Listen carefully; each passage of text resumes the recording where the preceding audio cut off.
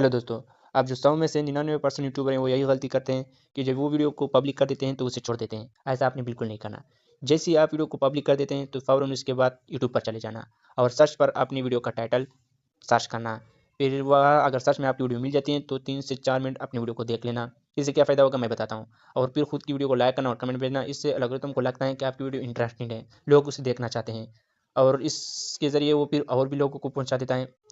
बहुत से लोगों को बहुत से कंट्री में वो वीडियो को पहुंचा देता है कि देखते हैं और भी लोग उसे देखना पसंद करते हैं कि नहीं।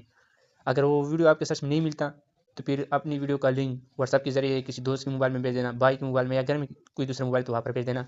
इससे क्या होगा कि आप सीधा अपने लिंक पर क्लिक करना और आपकी वीडियो सिर्फ सामने आ जाएगी। इस वीडियो लगे तुमको लगे कि आपकी वीडियो को किसी ने सर्च किया है, वो देखना चाहता है और फिर भी वहाँ पर 4 मिनट देखना, फिर उसे लगता है कि आपकी वीडियो तो शायद बस वाकई में बहुत इंटरेस्टिंग है, उसे लोग देखना चाहते हैं।